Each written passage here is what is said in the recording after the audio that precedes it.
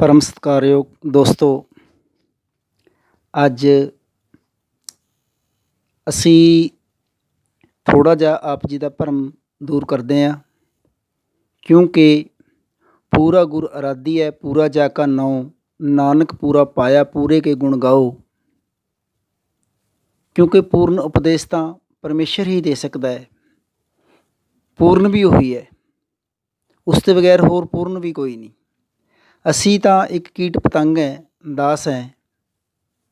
ਜਿੰਨੀ ਕੁ ਸਾਡੀ ਉਸ ਪਰਮੇਸ਼ਵਰ ਨੇ ਬੁੱਧੀ ਦਿੱਤੀ ਹੈ, ਆਪਾਂ ਉਸ ਤੁਛ ਬੁੱਧੀ ਅਨੁਸਾਰ ਆਪ ਜੀ ਦੇ ਨਾਲ ਥੋੜ੍ਹੀ ਜਿਹੀ ਬੇਨਤੀਆਂ ਸ਼ੇਅਰ ਕਰਾਂਗੇ ਕਿ ਅਸਲ 'ਚ ਜੋ ਸਾਨੂੰ ਸਾਧਨਾ ਮਿਲੀ ਸੀ, ਜੋ ਸਾਨੂੰ ਭਗਤੀ ਮਿਲੀ ਸੀ ਮਦਨ ਪੰਥ ਦੇ ਅੰਦਰ, ਮਦਨ ਪੰਥ ਦੇ ਪ੍ਰਵਕਤਾ ਨੇ ਇਹ ਝੂਠ ਬੋਲ ਕੇ ਸਾਧਨਾ ਦੇਈ ਕਿ ਤੁਹਾਨੂੰ ਅਖੰਡ ਨਾਮ ਮਿਲੇਗਾ, ਤੁਹਾਨੂੰ ਵਿਦੇਹੀ ਨਾਮ ਮਿਲੇਗਾ, ਤੁਹਾਨੂੰ ਧਿਆਨ ਵਿਦੇਹੀ ਮਿਲੇਗਾ।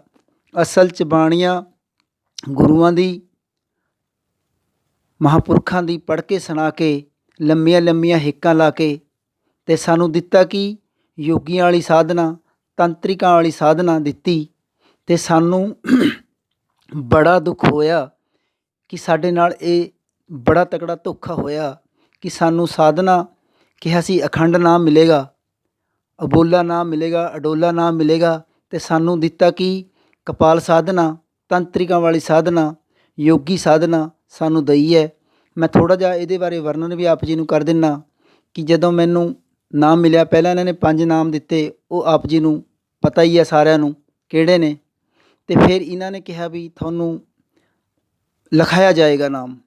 ਜਦੋਂ ਨਾਮ ਲਿਖਾਉਣ ਦੀ ਗੱਲ ਆਈ ਤਾਂ 2 ਦਿਨ ਰਹਿਣ ਤੋਂ ਉਪਰੰਤ ਇਹਨਾਂ ਨੇ ਨਾਮ ਲਿਖਾਇਆ। ਮੇਰੇ ਸਿਰ 'ਤੇ ਉੱਤੇ ਉਂਗਲੀ ਰੱਖਦੀ ਵਰਾਗ ਸਾਹਿਬ ਨੇ ਵੀ ਬਈ ਇੱਥੇ ਧਿਆਨ ਕਰਨਾ ਹੈ। ਮੈਂ ਕਿਹਾ ਜੀ ਆਪ ਨੇ ਲਿਖਾਉਣ ਦੀ ਗੱਲ ਕਹੀ ਸੀ। ਕਹਿੰਦਾ ਉਹ ਬੋਲੇ ਕਿ ਮੇਰੇ ਕੋਲ ਬਸ ਇਹੀ ਆ, ਇਸ ਤੋਂ ਕੁਛ ਨਹੀਂ, ਬਾਕੀ ਆਪ ਨੇ ਮਿਹਨਤ ਕਰਨੀ, यहाँ ਧਿਆਨ ਰੱਖਣਾ ਹੈ। ਤਾਂ ਮੈਂ ਕਈ ਵਾਰੀ ਇਹਨਾਂ ਨੂੰ ਬੇਨਤੀਆਂ ਕੀਤੀਆਂ ਕਿ ਉਹ ਲਿਖਾਣੇ ਵਾਲੀ ਬਾਤ ਕਹੀ ਹੈ, ਅਤੇ ਇਹਨਾਂ ਨੇ ਲਿਖਾਣਾ ਕੀ ਸੀ, ਬਸ ਲਿਖਾਣ ਨੂੰ ਇਹਨਾਂ ਕੋਲ ਹੈ ਹੀ ਕੁਛ ਨਹੀਂ। ਇਹਨਾਂ ਨੇ ਕਿਹਾ ਵੀ ਤੁਹਾਨੂੰ ਮਿਹਨਤ ਕਰਨੀ ਪੈਣੀ ਆ। ਬਾਣੀ 'ਚ ਇਹਨਾਂ ਨੇ ਕਿਹਾ ਗੁਰੂ ਪੂਰਾ ਸੋਈ ਕਹਾਏ, 2 ਅੱਖਰ ਕਾ ਭੇਦ ਬਤਾਏ, ਏਕ ਛੜਾਏ ਏਕ ਲੰਘਾਏ, ਤੋ ਪ੍ਰਾਣੀ ਨਿਜ ਕਰ ਕੋ ਜਾਏ। ਏਕ ਛੜਾਏ ਏਕ ਲੰਘਾਏ ਕਿਹਾ, ਪਰ ਇਹ ਖੁਦ ਵੀ ਨਹੀਂ ਲੰਘੇ ਹੋਏ, ਦੂਜੇ ਨੂੰ ਕਿਆ ਲੰਘਾਉਣਗੇ। ਜੋ ਖੁਦ ਹੀ ਨਹੀਂ ਲੰਘਿਆ ਉਹ ਦੂਜੇ ਨੂੰ ਕਿਆ ਲੰਘਾਏਗਾ। ਲੰਘਣ ਦਾ ਮਤਲਬ ਇਹ ਹੁੰਦਾ ਜੀ ਅਸੀਂ ਨਦੀ 'ਤੇ ਇੱਧਰਲੇ ਪਾਰ ਖੜ੍ਹੇ ਹਾਂ, ਸਾਨੂੰ ਜਿਹੜਾ ਪਰਲੇ ਪਾਰ ਕਰਾ ਦੇ, ਉਹਨੂੰ ਕਹਿੰਦੇ ਆ ਲੰਘਣਾ। ਅਤੇ ਜਦੋਂ ਸੋਚਿਆ ਵੀ ਅਸੀਂ ਹੁਣ ਵੀ ਸ਼ਾਇਦ ਇਹੀ ਮਾਰਗ ਸੱਚਾ ਹੋਏਗਾ, ਇਹੀ ਮਾਰਗ ਸਹੀ ਹੋਏਗਾ, ਅਸੀਂ ਦ੍ਰਿੜਤਾ ਕਰਕੇ ਮਿਹਨਤ 'ਤੇ ਲੱਗੇ। ਅਸੀਂ ਸਾਰੇ ਜਿਤਨੇ ਵੀ ਮੇਰੇ ਜਾਣਕਾਰ ਸੀ ਸਭਨਾਂ ਦੇ ਨੰਬਰ ਬਲੌਕ ਕਰਕੇ, ਯਾਨੀ ਕਿ ਸਭ ਦੇ ਨਾਲ ਗੱਲਬਾਤ ਬੰਦ ਕਰਤੀ ਵੀ ਆਪਾਂ ਇਸ ਭਗਤੀ ਵੱਲ ਧਿਆਨ ਦਈਏ। ਮੈਂ ਘੱਟੋ ਘੱਟ 8-9 ਮਹੀਨੇ ਜਿਤਨੇ ਵੀ ਮੇਰੇ ਦੋਸਤ ਮਿੱਤਰ ਸੀ, ਮੈਂ ਸਭ ਨਾਲ ਗੱਲ ਕਰਨੀ ਬੰਦ ਕਰ ਦਿੱਤੀ ਅਤੇ ਸਿਰਫ ਵੀ ਭਗਤੀ ਕਰੀਏ। ਇੰਨੀ ਭਗਤੀ ਕਰੀ ਅਤੇ ਜਦੋਂ ਭਗਤੀ ਕਰਦੇ ਕਰਦੇ ਇਹ ਮੈਂ ਧਿਆਨ ਉੱਪਰ ਲਗਾਉਣਾ। ਦੋਸਤੋ ਉੱਪਰ ਧਿਆਨ ਚੜਾਉਣਾ ਬਹੁਤ ਔਖਾ ਕੰਮ ਹੈ, ਕਿਉਂਕਿ ਇਸ ਨੂੰ ਸਿਰ ਦੇ ਉੱਪਰ ਧਿਆਨ ਨੂੰ ਲੈ ਕੇ ਜਾਣਾ, ਜਿੱਥੇ ਤਾਲਵ ਹੈ, ਕਪਾਲ ਹੈ, ਜਿਸ ਨੂੰ ਬ੍ਰਹਮਰੰਦਰ ਕਹਿੰਦੇ ਨੇ, ਇਹ ਇਹਨਾਂ ਦਾ ਬ੍ਰਹਮਰੰਦਰ ਹੀ ਹੈ ਜਿੱਥੇ ਇਹ ਕਹਿੰਦੇ ਨੇ, ਅਤੇ ਇੱਥੇ ਧਿਆਨ ਲਗਾਉਣਾ ਬੜਾ ਔਖਾ ਹੈ।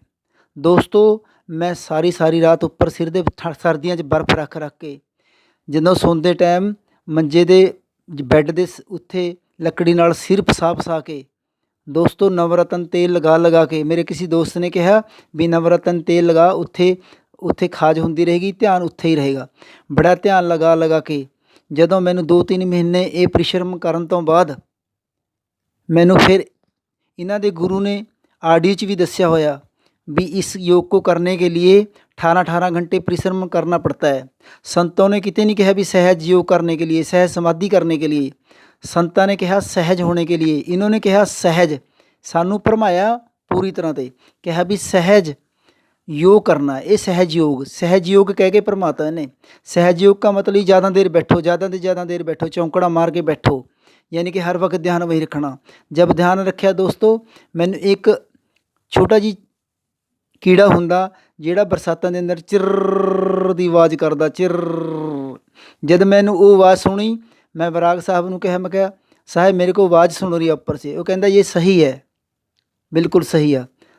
तो उन्होंने सही बताया। उसके बाद जब और ज़्यादा मेहनत करी ਜਦ ਮੈਂ ਹੋਰ ਜ਼ਿਆਦਾ ਮਿਹਨਤ ਕਰੀ, ਫਿਰ ਮੈਨੂੰ ਉੱਪਰ ਤੋਂ ਬਾਅਦ ਗਰਿੱਡ ਕੀ, ਜਿੱਦਾਂ ਗਰਿੱਡ ਦੀ ਹੌਟਲਾਈਨ ਤਾਰਾਂ ਜਾਂਦੀਆਂ ਨੇ, ਉਹਦੇ ਥੱਲੇ ਜਿਹੜੀ ਆਵਾਜ਼ ਆਉਂਦੀ ਹੈ, ਬਹੁਤ ਤੇਜ਼ ਆਵਾਜ਼ ਆਉਂਦੀ ਹੈ। ਇਹ ਚਿਰਰ ਵਾਲੀ ਆਵਾਜ਼ ਤੋਂ ਉੱਪਰ ਉਹ ਆਵਾਜ਼ ਪ੍ਰਗਟ ਹੋ ਜਾਂਦੀ ਹੈ, ਬਹੁਤ ਜ਼ੋਰ ਸ਼ੋਰ ਨਾਲ ਵੱਜਦੀ ਹੈ, ਅਤੇ ਉਹਦੇ ਨਾਲ ਸਿਰ ਦਰਦ ਵੀ ਹੁੰਦਾ ਹੈ। ਕਈ ਵਾਰੀ ਗੋਲੀਆਂ ਵੀ ਖਾਈਆਂ ਅਤੇ ਸਿਰ ਦਰਦ ਵੀ ਹੁੰਦਾ ਅਤੇ ਉੱਪਰ ਖਿਚਾਓ ਵੀ ਹੁੰਦਾ ਹੈ। ਪਰ ਜਦੋਂ ਮੈਂ ਪੁੱਛਿਆ ਇਹਨੂੰ ਸਾਹਿਬ ਨੂੰ ਵੀ, ਮੈਂ ਕਿਹਾ ਵੀ ਇਹ ਆਵਾਜ਼ ਠੀਕ ਹੈ, ਕਹਿੰਦਾ ਨਹੀਂ ਇਹ ਠੀਕ ਨਹੀਂ। ਫਿਰ ਥੋੜ੍ਹੇ ਕੁ ਦਿਨ ਬਾਅਦ ਕਹਿਣ ਲੱਗੇ ਹਾਂ ਬਈ ਠੀਕ ਹੈ ਇਹ, ਕਹਿੰਦਾ ਇਹ ਫਿਰ ਹਾਂ ਠੀਕ ਹੈ ਕਿ ਇਸ ਕੇ ਅੱਗੇ ਇੱਕ ਔਰ ਆਵਾਜ਼ ਆਏਗੀ। ਫਿਰ ਆਪਾਂ ਨੇ ਹੋਰ ਜ਼ੋਰ ਲਾਉਣਾ ਸ਼ੁਰੂ ਕਰਤਾ ਵੀ ਸ਼ਾਇਦ ਸਾਡੇ ਅੰਦਰ ਕਮੀ ਹੈ, ਸਾਡੀ ਭਗਤੀ ਠੀਕ ਨਹੀਂ, ਸਾਡਾ ਕੁਛ ਮਿਹਨਤ ਅਸੀਂ ਠੀਕ ਨਹੀਂ ਕਰ ਰਹੇ। ਫਿਰ ਮੈਨੇ ਜਿਨ੍ਹਾਂ ਨਾਲ ਮੈਂ ਮਿਲਣਾ ਗਿਲਦਾ ਸੀ, ਮੈਨੇ ਸਭ ਨਾਲ ਮਿਲਣਾ ਗਿਲਣਾ ਬੰਦ ਕੀਤਾ ਵੀ ਨਹੀਂ ਵੀ ਆਪਾਂ ਇਹ ਭਗਤੀ ਕਰੀਏ ਹੋਰ, ਵੀ ਸਾਨੂੰ ਕਿਉਂ ਨਹੀਂ ਲੱਭ ਰਹੀ। ਅਤੇ ਕਈ ਬੰਦੇ ਸੀ ਜਿਹੜੇ ਕਹਿੰਦੇ ਸੀ ਕਿ ਸਾਨੂੰ ਇਹ ਲੱਭਿਆ, ਸਾਨੂੰ ਇਹ ਮਿਲ ਗਈ, ਇਹ ਤੁਹਾਨੂੰ ਪ੍ਰਾਪਤ ਹੋ ਗਈ। ਅਤੇ ਮੈਂ ਸੋਚਿਆ ਮੈਨੂੰ ਕਿਉਂ ਤੁਹਾਨੂੰ ਪ੍ਰਾਪਤ ਨਹੀਂ ਹੋਈ। ਮੈਂ ਸਿਰ ਦੇ ਉੱਤੇ ਨਾ ਬਾਜ਼ਾਰੋਂ ਇੱਕ ਲੋਹੇ ਦਾ ਲੈ ਕੇ ਆਇਆ, ਜਿਹੜੇ ਦੰਦਿਆਂ ਵਾਲਾ, ਉਹ ਸਿਰ ਦੇ ਉੱਤੇ ਰੱਖਿਆ, ਉੱਪਰ ਕੱਪੜਾ ਬੰਨ੍ਹਿਆ ਅਤੇ ਸਾਰੀ ਰਾਤ ਧਿਆਨ ਉੱਤੇ ਰੱਖਣਾ। ਧਿਆਨ ਜਦੋਂ ਉੱਪਰ ਰੱਖਿਆ, ਫਿਰ ਇੱਕ ਬਹੁਤ ਮਿਹਨਤ ਕਰਨ ਦੇ ਬਾਵਜੂਦ ਸਰੀਰ ਸੁੰਨ ਹੋਇਆ। ਸੁੰਨ ਹੋਣ ਤੋਂ ਬਾਅਦ ਚੇਤਨਾ ਬਾਹਰ ਪਲਟੀ, ਬਾਹਰ ਪਲਟਣ ਤੋਂ ਬਾਅਦ ਉੱਪਰ 'ਤੇ ਆ ਦੀ ਆਵਾਜ਼ ਆਈ, ਆ ਜਿਸ ਤਰ੍ਹਾਂ ਬ੍ਰਹਮੰਡ 'ਚੋਂ ਕੋਈ ਆਵਾਜ਼ ਆਉਂਦੀ ਹੈ। ਅਤੇ ਉਹ ਮੈਂ ਕਾਫੀ ਦਿਨ ਸੁਣਦਾ ਰਿਹਾ। ਜਦੋਂ ਬੈਠਦਾ ਸੀ ਉਸ ਟਾਈਮ ਸੁਣਦੀ ਸੀ, ਉਹ ਹਰ ਵਕਤ ਨਹੀਂ ਸੁਣਦੀ ਸੀ। ਅਤੇ ਇਕਾਗਰ ਹੁੰਦਾ ਸੀ, ਸਰੀਰ ਦੇ ਵਿੱਚੋਂ ਸੁਰਤੀ ਪਲਟ ਕੇ ਬਾਹਰ ਨਿਕਲ ਜਾਂਦੀ ਸੀ ਚੇਤਨਾ, ਅਤੇ ਫਿਰ ਉਹ ਸੁਣਦੀ ਸੀ। ਜਦੋਂ ਮੈਂ ਇਹ ਵਾਰ ਕਰਦਾ ਰਿਹਾ, ਫਿਰ ਮੈਂ ਕਈਆਂ ਤੋਂ ਕਨਫਰਮ ਕੀਤਾ ਕਿ ਮੈਂ ਭਗਤੀ ਸਹੀ ਕਰ ਰਿਹਾ ਜਾਂ ਗਲਤ ਕਰ ਰਿਹਾ। ਇਸ ਦੇ ਬਾਰੇ ਵਾਰ ਕਨਫਰਮ ਕਰਿਆ ਤਾਂ ਮੈਨੂੰ ਕਿਸੇ ਸੱਜਣ ਨੇ, ਮਿੱਤਰ ਨੇ ਦੱਸਿਆ। ਮੈਂ 2-3 ਜਗ੍ਹਾ ਕਨਫਰਮ ਕੀਤਾ, ਕਹਿੰਦਾ ਵੀ ਇਹ ਤਾਂ ਕਪਾਲ ਸਾਧਨਾ, ਯੋਗੀ ਸਾਧਨਾ। ਉਹਨੇ ਮੈਨੂੰ ਨੈੱਟ ਤੋਂ ਕੱਢ ਕੇ ਦਿਖਾਈ। ਜਦ ਮੈਨੂੰ ਇਸ ਦਾ ਪਤਾ ਲੱਗਿਆ, ਮੇਰੇ ਅੰਦਰ ਇੱਕ ਜ਼ਹਿਰ ਦੀ ਤਰ੍ਹਾਂ ਵੀ ਇਤਨੀ ਮਿਹਨਤ ਗਈ, ਬੇਅਰਥ ਗਈ, ਇਹ ਯੋਗੀਆਂ ਵਾਲੀ ਸਾਧਨਾ ਨਿਕਲੀ। ਦੋਸਤੋ, ਮੇਰਾ ਦਿਲ ਟੁੱਟ ਗਿਆ, ਮੇਰਾ ਦਿਲ ਚਕਨਾਚੂਰ ਹੋ ਗਿਆ ਵੀ ਇਸ ਬੰਦੇ ਨੇ ਮੇਰੇ ਨਾਲ ਰਹਿ ਕੇ ਇੰਨਾ ਬੜਾ ਧੋਖਾ ਕੀਤਾ। ਕਿਉਂਕਿ ਇਹਨੇ ਬਾਣੀਆਂ ਬੋਲੀਆਂ ਕਬੀਰ ਸਾਹਿਬ ਦੀ, ਨਾਨਕ ਸਾਹਿਬ ਦੀ, ਰਵਿਦਾਸ ਸਾਹਿਬ ਦੀ, ਨਾਮਦੇਵ ਜੀ ਦੀ, ਧੰਨੇ ਜੀ ਦੀ, ਤਰਲੋਚਨ ਦੀ, ਗੁਰੂ ਗ੍ਰੰਥ ਸਾਹਿਬ ਦੀਆਂ ਬਾਣੀਆਂ ਬੋਲ ਕੇ ਅਤੇ ਇਹਨੇ ਫਸਾਇਆ। ਅਤੇ ਸਾਧਨਾ ਕੀ ਦਿੱਤੀ ਇਹਨੇ? ਕਪਾਲ ਸਾਧਨਾ ਦੇ ਦਿੱਤੀ। ਦੋਸਤੋ, ਬੜਾ ਦੁੱਖ ਹੋਇਆ। ਮੇਰਾ ਚਿੱਤ ਕਰਦਾ ਹੈ ਵੀ ਮਤਲਬ ਗੱਲ ਕਰਨ ਨੂੰ ਵੀ ਦਿਲ ਨਾ ਕਰੇ, ਇੱਦਾਂ ਮਤਲਬ ਇੱਕਦਮ ਭਰ ਗਿਆ ਕਿ ਸਾਨੂੰ ਗਲਤ ਸਾਧਨਾ ਦਿੱਤੀ। ਸੋ ਦੋਸਤੋ, ਮੈਂ ਅੱਜ ਆਪ ਜੀ ਨੂੰ ਇਹ ਕਪਾਲ ਸਾਧਨਾ ਦੇ ਬਾਰੇ ਪ੍ਰਮਾਣ ਵੀ ਦੇ ਰਿਹਾ ਕਿ ਸ਼ਾਇਦ ਬੋਲੇਗੇ ਸਰਦਾਰ ਜੀ ਝੂਠ ਬੋਲ ਰਹੇ ਹੈ। ਤੁਸੀਂ ਇਹ ਸੁਣੋ ਕਪਾਲ ਸਾਧਨਾ ਕੀ ਹੁੰਦੀ ਹੈ, ਇਹ ਜਰਾ ਧਿਆਨ ਨਾਲ देखना। 8 सिद्धि में से एक कपाल सिद्धि योगा के बारे में। तो दोस्तों, अगर आप भी जानना चाहते हैं कपाल सिद्धि योगा के बारे में, तो मेरे इस वीडियो को आप अंत तक जरूर देखें। योग की 8 सिद्धि में से एक कपाल सिद्धि का योग में बहुत महत्व माना गया है। मस्तिष्क के भीतर कपाल के नीचे एक छिद्र पाया जाता है, जिसे हम लोग ब्रह्मरंध्र कहते हैं। उस स्थान पर जब कोई साधक ध्यान लगाता है तो धीरे धीरे यह सिद्धि उससे जागृत होने लगती है और साधक को धीरे धीरे अपने अंदर उस सिद्धि का अनुभव होने लगता है। तो दोस्तों, आइए बात करते हैं कि हमें करना क्या होगा। सिद्धासन में बैठकर दोनों हाथों की हथेलियों को घुटनों पर रखें। अब आंखें बंद करके सिर के चोटी वाले स्थान के नीचे ध्यान करें और गहरी सांस छोड़ें और सांसों को सामान्य करें। 5 से 10 मिनट तक ऐसा करने के बाद ब्रह्मानंद पर ही आप अपना ध्यान टिका कर रखें। दोस्तों, यह ध्यान क्रिया किसी शांत और स्वस्थ स्थान पर ही करें। दोस्तों, मैं आपसे कहूँगा कि अगर आप यह क्रिया पीपल के नीचे करते हैं तो आप बहुत जल्दी ही इस सिद्धि को जागृत कर लेंगे। लेकिन दोस्तों, आपको एक बात का जरूर ध्यान रखना है, इस क्रिया को करते वक्त अपनी इस क्रिया को किसी को भी ना बताएं, ना अपने अनुभवों को किसी के साथ शेयर करें। अगर आप किसी के साथ शेयर करेंगे तो आपको यह क्रिया फलीभूत नहीं होगी। ਦੋਸਤੋ, ਹੁਣ ਰਹੀ ਗੱਲ ਇਸ ਚੀਜ਼ ਦੀ ਕਿ ਇਹਨਾਂ ਨੇ ਇਹ ਵੀ ਕਿਹਾ ਸੀ ਕਿ ਇਹ ਕਿਸੇ को ਦੱਸਣਾ ਨਹੀਂ, ਕਿਸੇ को बताना नहीं, ਔਰ ਇਹ बताते भी नहीं किसी ਨੂੰ ਹੈ। ਅਗਰ ਕਿਸੇ ਨੇ बता दिया ਤਾਂ ਕਹਿੰਦਾ बताना नहीं हैगा किसी को, ਇਹ भी नियम ਦੱਸਿਆ। और दूजी ये भी कहा भी ये उस जगह पे बैठ के करनी भी आपके घर के अंदर, आपके कमरे के अंदर टाइम पीस भी नहीं लगा होना चाहिए चलने वाला, टाइम पीस भी लगा होना चाहिए क्योंकि उसके खड़के में उसकी ध्यान सुनेगा। ये बहुत बारीक ध्यान से सुनना होता है। तो इन्होंने हमारे को ये साधना बताई और ये कपाल साधना है, ये तांत्रिक साधना है, ये योगियों वाली साधना है। सो दोस्तों, संतों की बाणियाँ सुना के मीठी मीठी बाणियाँ बोल बोल के इन्होंने हमारे को ये साधना दिया। और मैं अकेला नहीं, ऐसे बहुत से लोगों को मैं बार बार वीडियो ऑडियो डाल रहा हूँ कि इन्हों को लोगों ने यहीं पर भरमाया। इन्होंने झूठ बोल के अकै नाम है, अबोल नाम है, अडोल नाम है, अखंड नाम है, सार शब्द बरजे गरमंडा, ये इनका आ शब्द योगियों वाला, इसको कहते हैं नाम अखंड में बज रहा है। इन्हों को सबको इन्होंने खुद सबकी निंदा आलोचना करी है और अब ये सच मानने के लिए तैयार नहीं। संतों की वाणियों का झूठ अनर्थ काट रहे हैं, संतों की वाणियों का अर्थ का अनर्थ कर रहे हैं। सो दोस्तों आप समझो, मैं अभी आप नू मेरे एक मित्र की और ऑडियो सुनाता हूँ जो आपको इसकी में क्लियर करेगा। दोस्तों ध्यान से सुने इसको भी और समझें भी असल सच्चाई है क्या है। इन्ह की एकदम झूठ है, ना इनको ब्रह्मरंध्र का पता है, ना इनको 10वें द्वार का पता है, इनको किसी चीज़ का नहीं पता। इनको यानी कि एक दुनिया को बेवकूफ़ बनाने के अलावा और कोई ज्ञान नहीं। आप ध्यान से सुनना। और भाई मेरे, ये बाणियाँ भेज के तुम अपनी पोल खोल रहे हो, क्योंकि बाणियों में जो ब्रह्मरंध्र यानी 10वां द्वार कहा गया है वो घटमट यानी शरीर से न्यारा है, और तुम अपना 10वां द्वार बताते हो खोपड़ी में। क्या खोपड़ी शरीर से न्यारी है? थोड़ी अक्ल करो भाई, अगर भगवान ने थोड़ी सी भी दी है, तिनका भर भी। ब्रह्मरंध्र से गर्भ के भ्रूण में प्रवेश करता है जीवन। बिल्कुल सही है। ब्रह्म का मतलब है परमेश्वर शब्द, रंध्र का मतलब है मार्ग। ब्रह्मरंध्र यह 10वां द्वार, और यह है हृदय में गुप्त। ये बाहर नहीं है खोपड़ी में। खोपड़ी से घुसती है क्या जीवात्मा? खोपड़ी से घुसती है क्या अंदर? क्योंकि तुम्हारे पंथ में तो खोपड़ी में 10वां द्वार मानते हैं। खोपड़ी से कहां घुसेगी? पंचतत्वों से आ रही है क्या आत्मा, जीवात्मा? पंचतत्वों से नहीं आ रही जीवात्मा, क्योंकि खोपड़ी के बाहर पंचतत्व ही है मेरे भाई। वातावरण है, जलवायु है। खोपड़ी से बाहर, वहां से जीवात्मा कैसे आएगी? पंचतत्वों से जीवात्मा नहीं आती।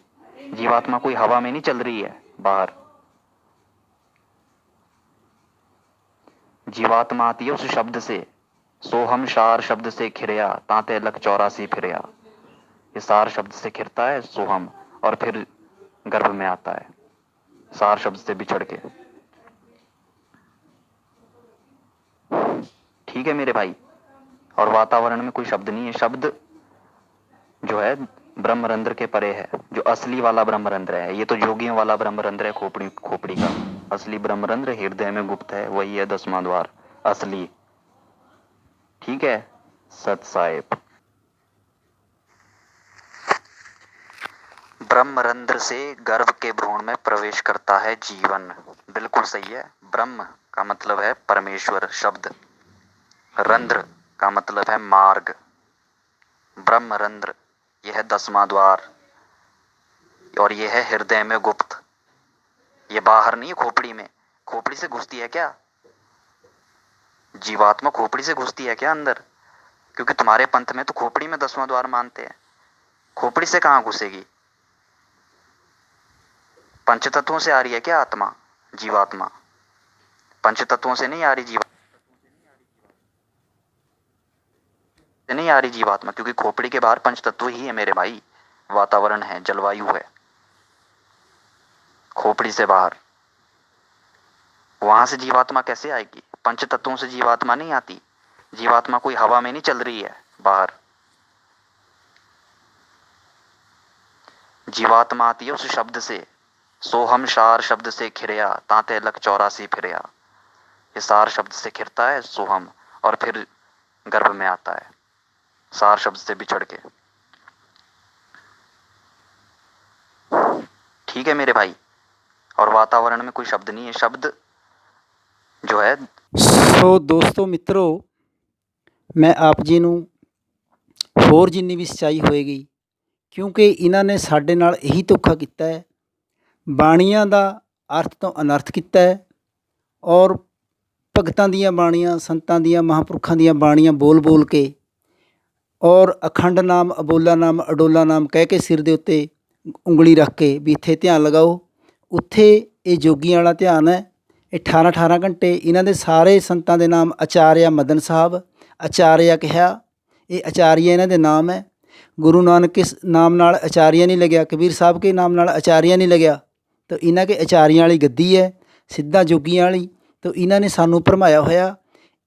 ये हुण पढ़िया लिखिया होण करके लोगों नू भरमा रहा है, संतां दीयां बाणियां बोल के।